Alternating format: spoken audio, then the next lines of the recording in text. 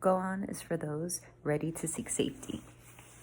When you're born into a dysfunctional system, whether it is a cult or you're just brought into the human trafficking circles as a baby and you don't know anything other than that, you don't actually know what safety is. So the first thing I wish I was taught was how to identify if I'm safe and how to identify dangerous people and those who cannot be trusted.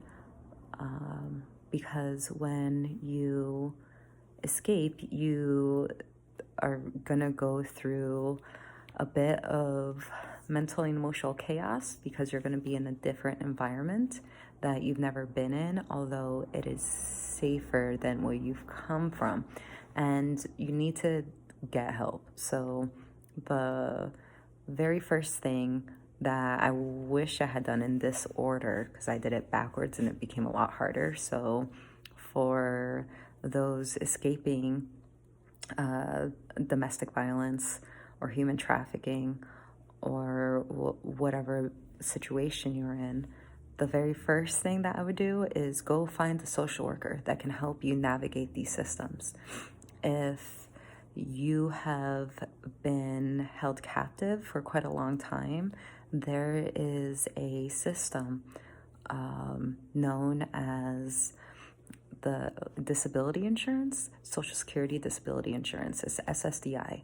If you get a social worker, they will help you sign up for that because although it's called disability, the entire point of that program is to help those who escape human trafficking. And when you apply, they will not make you wait the 3 years that they make other disabled and limited ability individuals to have to wait to get that program. You get it right away. I was paid within 10 weeks from applying, and the only reason it took that long was because I had went to a social worker and because it was identified that we were high risk for re-kidnapping.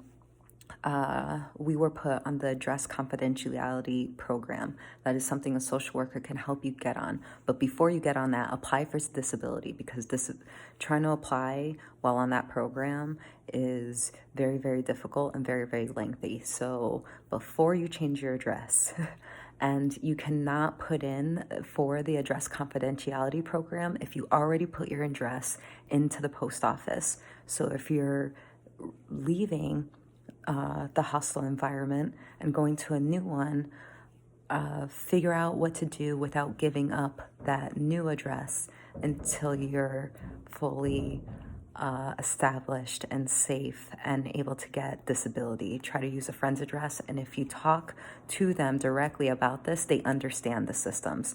Also, when you do this type of work, you have to also let everybody else who sends you mail, because you will not be getting mail directly anymore. They will go through your mail because the people coming after you tend to send mail to try to activate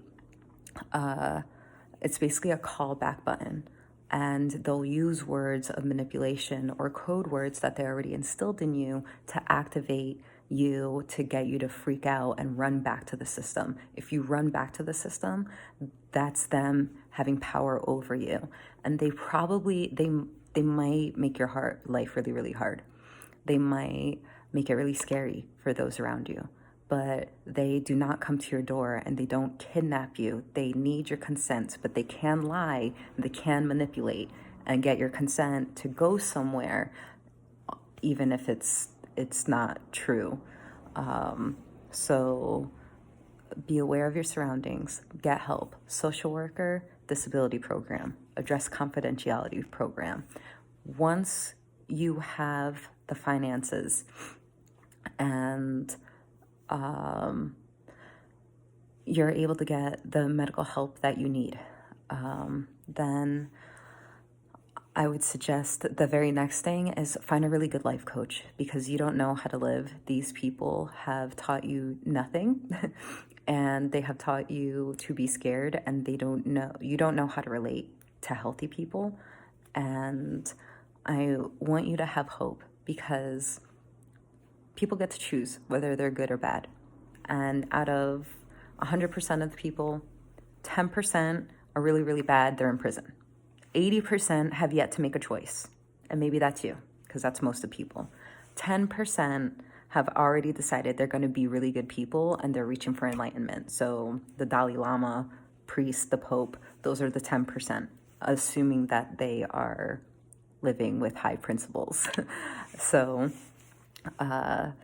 when you learn how to live life, it will be much easier to just focus on that 10%. And that 10% is amazing, and they exist. And you're going to need help to not focus on the type of situation that's familiar around dangerous people.